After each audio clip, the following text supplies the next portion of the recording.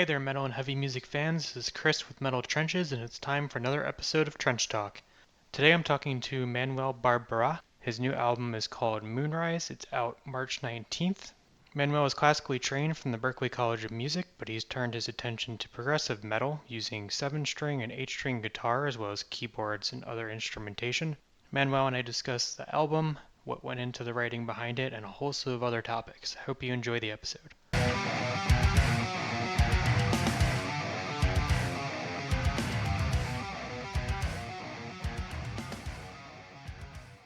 This is Chris with Metal Trenches. Today I'm talking to Manuel Barbará. His debut album Moonrise is out on March 19th. He's classically trained and graduated from the Berklee College of Music. Thanks for joining me today. Can you just introduce yourself to our audience and tell us a bit about your music and the upcoming album? Yeah, I'm as Chris mentioned, my name is Manuel Barbará. The album started life kind of in the summer of 2018 from a bunch of stuff that had existed before that, a lot of stuff I wrote for bands that never ended up happening. So I decided I wanted to take all that music, kind of polish it up, rewrite most of it, write some new stuff. And, it's been a huge learning curve from there. We're just figuring out how to get drums and bass and all the mixing and everything done. But yeah, my thing is I kind of want to take this training I have as a classical tradition composer and take a lot of these compositional ideas from the late 19th through the 20th and 21st centuries and apply them to this, fun style of music that I have spent a lot of time with and I really, really love. Yeah, and what I really like about the album is that, kind of like you said in the press material that I saw, is that you're not just approaching this from a virtuoso perspective. You're really trying to approach the compositions in a way that kind of flow so that people can follow them whether they know music theory or not, which I think is great. Yep. Yeah, I had a rule when I was writing this album that there were going to be no guitar solos unless it needed to have a guitar solo. So there ended up only being one real guitar solo in the whole album. So I put all the fun stuff in there, but I think that really helped me, focus on writing a piece of music instead of just like a container for a flashy guitar, thing. Do you think that's a problem with a lot of kind of progressive metal these days? Is that too much of it is just kind of showmanship and not enough on actual stuff that stands out? I don't know if I want to go that far. I think metal has a thing where just everything has to have a guitar solo, but a lot of more modern stuff doesn't have that problem. But it's a lot of people complain about gent just being like, hey, here's a weird rhythm in one note and like some weird half step stuff going on over top of it. Which I have to admit to enjoying, but there's a limit. I don't think it's like one thing. I think it's really easy, especially in the modern day, because you don't have like limits on what you can do with your music. So it's really easy or difficult to pick something. And when you find something that works, it's just like, all right, that's the thing we're gonna do. So yeah, it can become a problem. I think a lot of bands, as much as I love them, do tend to like get stuck in one particular showcasing one thing and not really doing very much else. Yeah, I think that makes sense. I always kind of view it as there's bands that are almost more for other musicians than they are for like the casual listener, and then there's those that kind of balance it between, other musicians can tell what they're doing and kind of appreciate how complex it is, and Yep. other people can just enjoy it for what it is. Exactly. So you said just that the writing goes back to 2018. I actually stumbled upon a senior recital video of yours where Oh yeah. you're involved in a band. Did any of that come out of there, or can you tell me more about that? Yes. So that was, let's see. I don't remember how the timeline exactly went, but that was a crazy semester because I was doing that where, I was playing, two Paul Wardingham pieces and playing Nail by Mouth by Haken, which is just 7 minutes of pure chaos. And then I was also doing a Tesseract ensemble. We were playing, a whole full set of Tesseract music with under a very excellent professor, Dave Marvulio. And yeah, I think a lot of that did filter into the music at some point in the writing. I don't remember exactly how the timeline lined up, but yeah, I that was a trial by fire of just me as a musician. I spent a weekend wandering the streets of Boston, mumbling to myself after that. But there's definitely, I love Tesseract. Tesseract and Haken are very, very special to me, and so is Paul Wardingham. All these like really intricate, it's almost like a jeweler put them together music, and I really tried to capture some of that in my own music. Yeah, I can see that completely. I think it really comes through. How long did it take to refine everything? If you started this long ago and the album's coming out now, has it been done for a bit, or did you kind of tweak it up until the last possible minute? Yeah, I kind of did. So the bulk of it was written over the course of a summer. It was a great summer because I had work in the afternoon. So it's just wake up, write music, have lunch, go to work. And it was That's the really dream. lovely schedule. Yeah. But the bulk of it was written there. And then I think I did the guitar solo like a year after that. I recorded like all the main guitar parts. Then I did a guitar solo a year after. So once I had the bass and drums in, which the drums were a whole thing because I went through several drummers and finding a studio and getting all that done was a big learning curve. And then as I was working on it, I was lucky enough to work with a bunch of very close friends on this. And the guy who did the production, the mixing, it's a good friend of mine, Charles Henry Volk, who is also an excellent musician and composer and songwriter. So we really refined some of we added a bunch of extra synth layers and stuff, and he added a bunch of impacts and risers and stuff like that just to fancy it up a little bit. So we were packing in little details up to the last minute, but the bulk of it was done in that summer. No, that's cool. I feel like there's a Berklee stamp kind of all over it to some degree because kind of in all my research of who was on it, it seems like everybody has a connection to that. I mean, I could see that. Yeah, they're all Berklee guys. They're But then I think except Joey well, plays in yeah, Replicator as well. he does. He does. He plays in Replicator and he played in a whole bunch of other stuff. He's an excellent drummer. I couldn't ask for a better one. And yeah, he was showing me all the new Replicator stuff that were coming out as we were working on this, which was fun. Yeah, which is something like completely different. Obviously, Yeah, they're I've seen them before, and they're I don't know if they're still do it now, but when I saw them, they did the strobe lights, and it's just like taking in the music and the strobes. It's just a sensory experience. they do. Yeah, I don't remember the last time I saw them, but yeah, they're fun. I love that stuff. So how But yeah, did it's Berkeley all the way down pretty much. yeah, where do Nick and Joey kind of fit into this? Did you already have parts in mind, or did you kind of just give them what you had done and kind of say, see what you come up with? Yeah, I had some things that I wanted done in very specific ways, and I had some things that I was perfectly fine with them just adding their own flavor to it.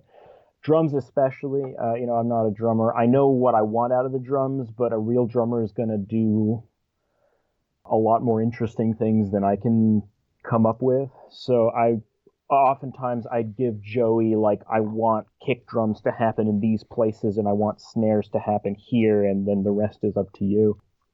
Nick, actually on the single, there's a really disgusting bass tapping line right before the final chorusy section that Nick just sent me of an afternoon, and I was like, "Yep, you're doing that." No, that's awesome because it really fits. And for me, I'm usually a bigger fan of having an actual drummer than drum programming when possible. I just feel like Hmm. it brings that more human touch to the music. Exactly. Yeah, that was my thing. I just had the opportunity to get these people I've worked with, and who I like and who I like their playing. And I was like, I could use a drum machine, or I could use my good friend, the real drummer, and we can go into the studio and do real drums.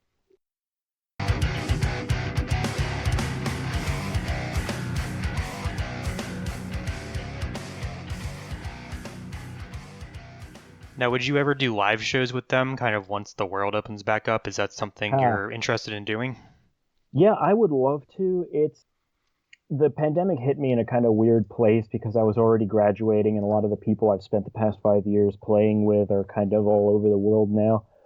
So I don't know what everything's going to look like when the world opens up again, but I would really love to play some of this stuff live. I would love to play with them live, or at least some of them. It just it I will have to wait and see. Yeah, I mean, do you still have a wide enough network that you feel like it wouldn't be too hard to put back together, kind of once that's a reality? Yeah, I think it's definitely doable. I think the just the musician life is part of it's just constantly widening that network, which is hard to do now. But wherever I am come next year or so, I anticipate myself, trying to find some locals who are good and who can pull this kind of stuff off, and maybe bring in Nick and Joey and whoever else is part of my old network in, and getting some shows going. Yeah, I think that would be awesome because I always really enjoy kind of seeing that stuff happening on stage, how it translates from recording to live setting, especially when it's almost a one-to-one. You can tell that this playing is real. It's not studio manipulated and people can do Right, exactly what they're presenting to you. right. Yeah, I do. Live music. I miss live music so much. But I would love. I played some of these songs once at a Berklee metal, Joe Stump show. We had very little prep time, and this is really complicated music, so it was a little wonky. But I would really love to just show people that it isn't just me in a studio with the edit button. Yeah. So maybe I didn't know that. Is metal a big thing at Berkeley in general? Is there a big community around it? It The real community is like the pop community of pop and blues and jazz and that kind of stuff. But there's a lot of very influential professors in metal, like Joe Stump, and there's Sean Michaud, who, if anyone listening doesn't know who that is, check his band out. It's great. And there's Dave Marvulio, who really works to try and get all the metal guys and give them a home and some ensembles to play in and all that kind of stuff. So it's a little more of a peripheral thing, as metal usually is, but it's definitely alive. Dream Theater went there, Al Di Meola went there, all the old Steve Vai. There's no way that place isn't going to attract a bunch of metalheads, and they're not going to find each other. Yeah, no, that makes perfect sense to me. And that's cool that there's the history and that the professors themselves are interested in it because I'm sure that helps. You can ask questions and kind of come to them with ideas. Yeah, absolutely. And I've run a bunch of this music by a bunch of professors. I've actually got a single coming out somewhere down the line that started life as a as a school project with this really dumb synth thing that I figured out how to play on the guitar. So So is it that is separate from Moonrise? yeah, it's separate. It'll be a little while before that comes out, but it went from this 3 minute just harmony project to this like 9 minute monstrosity of a piece that we recorded in July. But yeah, I've shown a lot of my professors a lot of this music, and they've given me a lot of really good advice about how to present it and how to work it, and it's a really good place. If it's the kind of place for you, which it isn't for everyone, it is a very, very good place. Yeah, I've heard good things myself. I mean, I'm kind of out of practice. I'm 10 years removed from playing drums, but I definitely want to get back to it once I'm living in a house where I can actually bang around on stuff and not piss off all the neighbors. But Right. I still got the set, so in time. Yeah. No, I always feel bad for the drummers because I could practice pretty much anywhere, but you guys need places that are okay with a lot of noise. Yeah, everyone told me about electronic sets, and then I heard that there's still vibration. So if you don't have it on a platform, it's like you're basically playing the normal to anyone that's on the next level from you. Right. So you Uh, mentioned at the very beginning of the interview kind of your merging of classical with metal. Where do these two kind of converge for you, and how does that fit in what you're trying to do? Yeah, so I studied I got a double major in composition and guitar performance during my undergrad time. I'm really interested in composition as a whole, like that traditional style, but especially as people started moving away from traditional tonality and kind of traditional Western ways of doing music.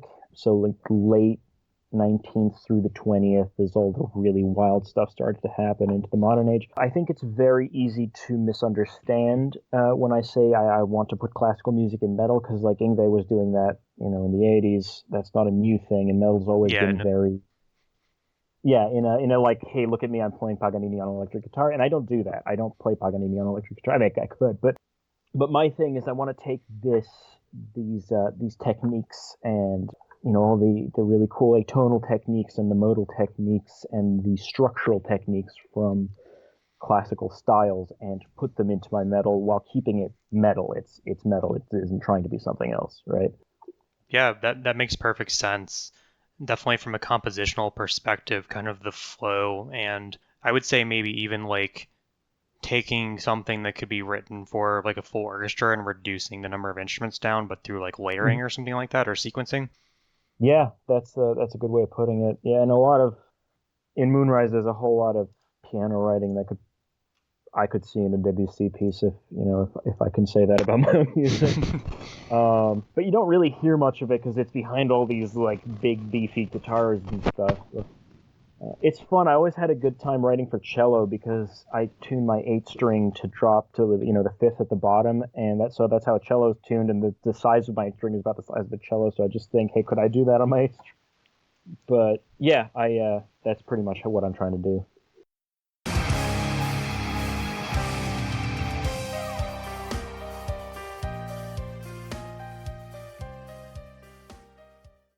So what all gear do you have right now? I know seven string, eight string, and then keyboard. I kind of got a glimpse of some of it in the video for Moonrise, like the playthrough with your home studio.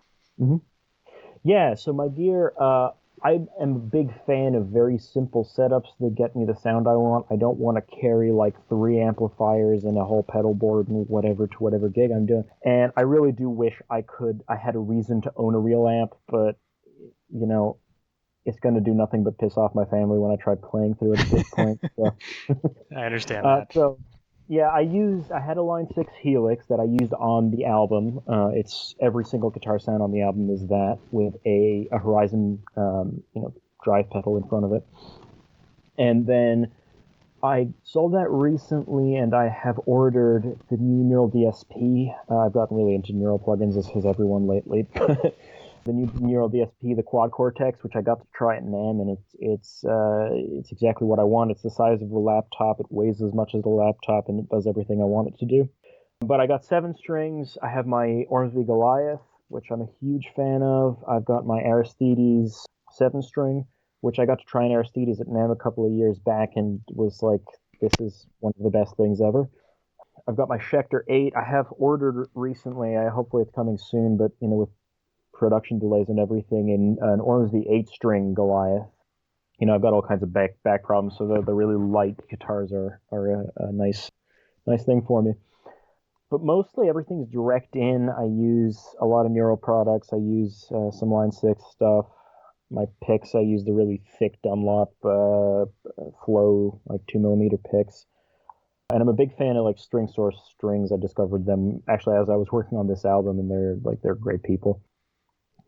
That's cool. You have a whole kind of slew of things you can work with. But yeah, I guess if you have back problems, you have to consider that if you do live shows, right? Kind of what to bring with you, what not to bring with you. It's Yeah, I mean, I need to. Part of it's I just need to make sure I'm stretching and exercising regularly, but I don't. It just no one's gonna know the difference if I bring a full head and cabinet or I have my little floor unit and maybe a speaker behind me for a live show. It's just no one who comes to your concert cares what you're playing through as long as it sounds good, unless they're also a nerd.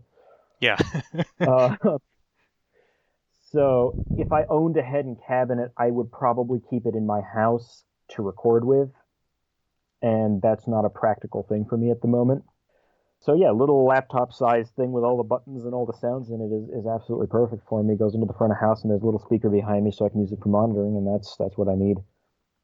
Yeah, and I think that approach works these days. I feel like I see more and more bands having, or even just solo artists having done that. I can think of like Yazoo, who's also like behind Godflesh, Justin Broderick. When I saw him years and years ago, he just had a laptop and it worked. Yeah, it's the tech is there, and it's also an expense thing. Like especially if you're flying places, you don't want to bring, a 100-pound amplifier when you can bring, another suitcase and fill it with all your gear. Yeah, no, that makes perfect sense. So as I've been listening to Moonrise kind of throughout the week, having had access to it early, I really like kind of the mirror suite, and I wanted to see if I could ask you more about that because I feel like Image has some almost jazzier elements to it, but Silver, you slow things all the way down. It almost makes me feel like I'm listening to the soundtrack from Inception or even like a Silent Hill soundtrack, and I wanted to see if any of those had like influences in this. Yeah, I'm a huge fan of. film and video game soundtracks in general. The Mirrors, so the first Mirrors one, I always joke that it's just me trying to be Tesseract, but it's I'm particularly proud of the little clean melody that happens over the first like main section because it's got this really fun counterpoint and force kind of thing going on, and it does borrow a little bit from that sort of later classical jazzy style. And then yeah, so my whole idea for this thing was to have some consistent themes, but I wanted it to be a journey, and I wanted it to start really light and really like ethereal, and then just nasty heavy, Meshuggah-esque at the end, which I think I managed. But yeah, Silver, I didn't want guitars. Everything's been guitars thus far. I wanted a break in the middle of it, and I wanted all these weird sort of horror mystery reverse effects, which I managed to put in. There's a fun composer nerd thing in there. There's the main melody in the middle of it is a canon. It's a three-part canon where each line is one of the other ones backwards, and the middle one is the ends of the two backwards, which just makes me feel smart. No one else is going to care. Sounds cool, Yeah, that's what matters. But I did want this very dark film ambiance thing there. I don't know if I drew it directly from a particular film or video game soundtrack, but that's the feel I was going for. Yeah, I think I picked up on that as well, and I like the Meshuggah kind of what you mentioned at the end, and that it just gets so much heavier because it really gives a lot more, I think, variation, I would say, to the album because you're doing so many different things, but then in this suite itself, it's almost like an album's worth of ideas in kind of 3 songs. Yeah, I'm glad you think so. I was trying to differentiate them as much as possible while keeping them a coherent sort of journey from one end to the other. So there's a few shared themes, but I think it was more I wanted to take the feeling that each piece gave you and kind of stretch it into something new each time. Yeah, and I think it really works, and I'm actually excited to hear this 9-minute song that you said will be coming out Yeah, sometime after the album to that one see is. kind of where that goes. hmm yeah, that one's going to be fun. Same. Joey also played on that. I'm trying to get Nick to play on it if he dares. So same people, same place we recorded the drums, but it's a lot more composer nerd than I've previously done, and I borrowed a few. I was listening to a lot of Jason Richardson when I came out, which I can't pretend to play as fast as he can, but hey, I studied with the same guy as he did way back when, so that'll do.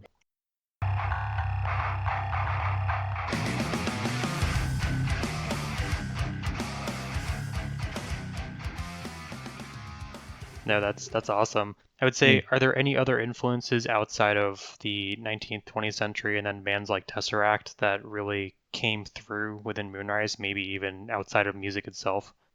Oh, I mean, if we're just going to talk about music for a moment before you make me think, I'm a I'm a huge fan of Keith Merrow. I always joke that I basically just want to be Keith Merrow with a degree in composition.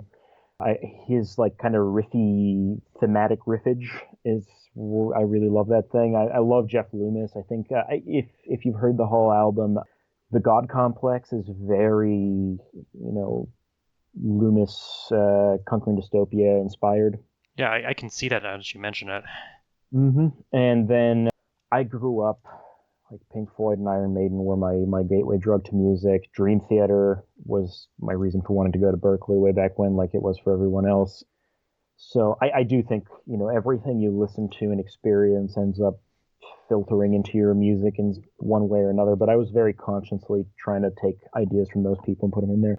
Non-musically, I think it's really important to have things that you do that aren't just, hey, look, I play guitar, I play heavy metal, because all that Joe Stump has a fun saying where he's like, yeah, all these guys come in here who practice 9 hours a day and they're just nerds with guitars, and at the end of the day they don't have anything to say, which is fair. You need experiences, and you need even if it's just to clear your mind. If you're just stuck in like, oh no, what do I do next? I already did that idea. What You just go out, have a beer with some friends, and then come back and write it, and the ideas will be a lot easier because you're not obsessing over them as much. So this whole thing was written over the course of a Boston summer. I had a fun job teaching guitar, and I had friends everywhere. We'd go out to the pub in the evening. So I think all that stuff it really helped keep the creativity going while I was working on it. I don't know if there's any particular non-musical imagery. Like I love art. I love a lot of mediums of art, and I do tend to associate colors of sound with images and colors and stuff like that. But I don't know if there's any specific thing I was trying to capture outside of like here's some good music with the album. No, that's completely understandable, and I really like that you brought that up because I listen to a lot of kind of black and death metal on a lot of what I review for the website, and what always stands out to me is when those musicians don't listen to a lot of other stuff from their genre. Like you find like, they start branching out, they're listening to pop or jazz or other stuff, and then they come back to metal, and it's like so much more interesting in what they come up with than the guys that are listening to the same albums every single time. Exactly. Exactly. And I'm lucky because I studied, I studied at a music school, so you have to listen to a lot of stuff. So I got exposed to everything, but I also love a lot of different types of music. I'm loving how the internet's suddenly obsessed with sea shanties now because I've loved sea shanties for years, Yeah, there's like a and now I get to Nickelback sea listen to old shanty school now. ones. Yeah, it's great. I get to like all these bands I'd never heard of who are doing sea shanties. I'm like, oh, cool. The internet made something I like for once. But yeah, just you have to.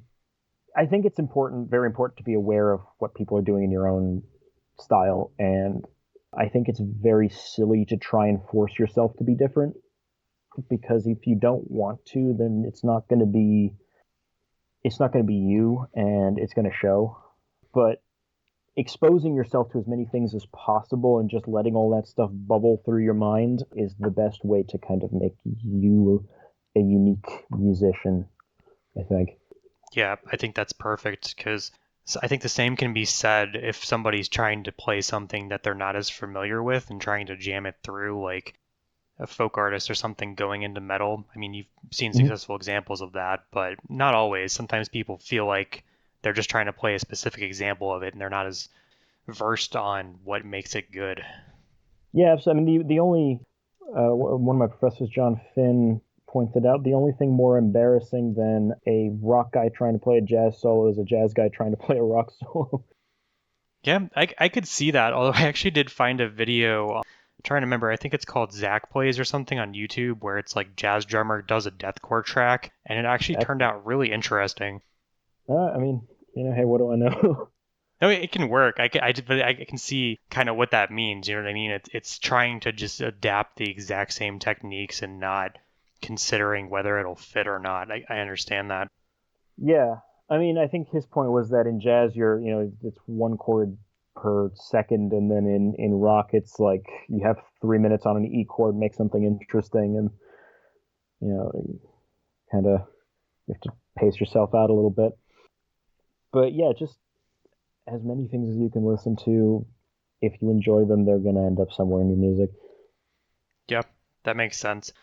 I kind of like how progressive rock and metal has changed over time. Like this whole the gent kind of thing that's going on with for me, I think Animals as Leaders is kind of what got me into the current generation, but I kind of started off with Porcupine Tree and bands like Yeah. that did like Dead Wing and when I was in high school, and it really changed how I looked at a lot of music going from standard rock and metal into like, whoa, there's a lot more kind of stylistic and interesting things happening here. hmm Yeah, no, Steven Wilson is one of the best, no doubt about it. Haven't listened to his new stuff yet, but probably do that soon.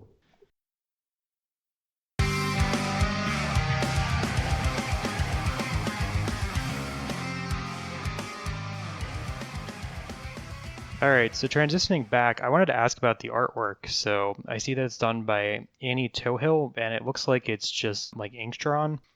hmm What can you Yeah, tell me about that? so yeah. Annie is an old friend from high school, who's one of the like two people I've kept in touch with from those dark days. But I've kept in touch with her on and off over the years. She's a very good artist. She's animator, illustrator by trade. And I knew what I wanted with the art. Knew I wanted something like more sketch, kind of parchment sketch kind of feel to it. And I wanted this sort of moon over a lake sort of idea. And we spent, I told her what I wanted. I showed her the music, and we spent a little bit of time picking fonts and stuff. And she gave me a few sketches, and it really came together. Like I didn't really have to put much input beyond, making sure the fonts were what I wanted, and I really love how it came out. Yeah, it really stands out to me. I really like that there's the black and white, and it kind of draws your attention to the artwork, and I think that's useful when finding new stuff. People might say, "Oh, what is this?" hmm Yeah, actually, I had a conversation. I don't know if you know the band Bent Knee, but Yeah, I know the I lived name. with. They're great. They're another Berklee band, but I had a very good conversation with Gavin, the drummer, about packaging of music and how important it is for the artwork to kind of grab you. And especially with my thing of, kind of having images and colors in mind for sounds, it was kind of I really wanted something good as the art, not just like, you know, the standard metal chaos murder array. Yeah, the usual trope of themes. Yeah, yeah. I guess could Which you was fun. see Yeah, but any music videos coming out of this? I don't know if you have that kind of like connections with anybody that would do like an animation for it or anything else. yeah, I mean, I know one or two animators. I don't have any I don't really have any ideas in mind at the moment about what I might want from a music video, but I think it could be really cool. I wouldn't want, I definitely, again, want it to be a little interesting. I want it to have a certain atmosphere to it. So I don't know what that would be yet, but I think it would be cool if I were to try something like that at some point. Yeah, and I think that really is. I appreciate that more bands are doing music video type things during the whole quarantine year of 2020. There's just been Yeah. so much more creative things coming out from both music and just music videos, how they're presented to people. hmm Well, you have to. You're not playing live anymore. You have to find ways to grab people and to provide a product that they're willing to or that they're interested in. In the end, we are providing a product, even though we put our heart and soul into it. So you can't play live anymore. What's the product now? Yeah, I mean, attention spans are even shorter now that everybody's home. Yeah, yeah. So it has to, soothe the mind in a way, I guess. Um, so I do appreciate that as well. Yeah, so the album's coming out digitally. Do you have any interest in physical formats if that becomes a possibility down the road? Yeah, I love physical media. I love having a disc in my hands. So there's a lot of thought to be put into the practicality of producing a physical release. But I would very much like to have, a CD release of this thing at some point down the line. Yeah, and I could even see. I feel like the cover art would almost make like a good vinyl cover as well. Definitely, definitely, yeah. Yeah, I can totally see that. That would, I really like. First of all, I'm just my brain is old school in the sense that I like to have thing in hand rather than in internet somewhere. I don't even use Spotify, but I like the art, just the physical copy of the art that I can put somewhere and have in a place. So I would love to do that. Yeah, I totally understand that. I have always been a physical person for years. I think just after reviewing music for so long and getting 30, 40 albums every couple weeks, it just became impossible. I mean, Yeah. I started Yeah. doing it when I would get huge mailers of CDs to my parents' house like every couple weeks, and it became unsustainable. I think my wife would probably murder me if I bought too many more vinyls or CDs at this point, but I've Of held on course. to like 1,000 or so. So but yeah, Yeah. I miss the physical experience and I miss being able to go to like music stores in a large degree. So I always like. I think there was actually one. You're from Princeton, right? I think there was one I am in the Princeton downtown critic. near Princeton University that was really cool. It's still there. It's one of my Oh, favorite awesome. places. Yeah, the Princeton Record Exchange. I was just there a week ago. Yeah, Great place. I remember going there a couple times and just they always had really interesting things and it's I miss that aspect of you find artwork or you find something and you buy something that you might not be familiar with, and at least Bandcamp still lets me do that. Yeah, Bandcamp is a precious gem, and we should never let it go away. But It's all I uh, want to use. yeah, no, it's wonderful. So we're like a month away from the album at this point. We're recording this pretty early on February 14th. What are there any other songs that will be released for people to check out before the album comes out?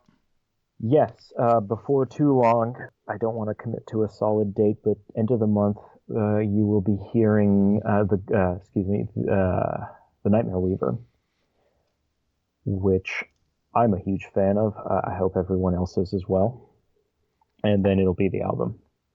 Awesome. That makes sense. It's like the first track and the last track, right? And then you get to experience everything else that's in between once it's actually Hmm. out. Yeah, pretty much. Yeah, yeah. I wish I could say I planned it that way, but you know. No, it works. I can imagine that like you couldn't just release the Mirror Suite as like a pre-release because you need all the pieces to go together, and that's kind of a Yeah, lot exactly, of the album to reveal in advance. exactly. And it is a bit of a shorter album, so I wanted to give a taste, but not the full experience just yet. Yeah, so thanks for taking the time to talk to me today. This has been awesome to try to get some more Of course. insight into what you're doing. What else are you kind of working on right now aside from the single that's coming out? Do you have even more music in the works? Yeah, I've been trying to get back into writing consistently. It was just difficult to get that done for a while with everything happening, difficult to concentrate. And it's, getting back into the habit of that is a challenge always. But so working on that, I've got a few ideas that I'm playing with. So hopefully everyone will be hearing those sooner than rather than later. And I'm working on a whole bunch of cover stuff with the old Berklee crew, which is going to be a lot of fun. Yeah, it's mainly just a bunch of new stuff, new music that I'm trying to put together slowly and steadily, and give it its own unique flavor. Awesome. Well, I can't wait to hear it. Mhm. Cool. Well, thanks, Manuel. It's been a pleasure to talk and kind of chat about the album, and I wish you great success on it when it comes out. Yeah, thank you so much. It's been a pleasure. Thank you.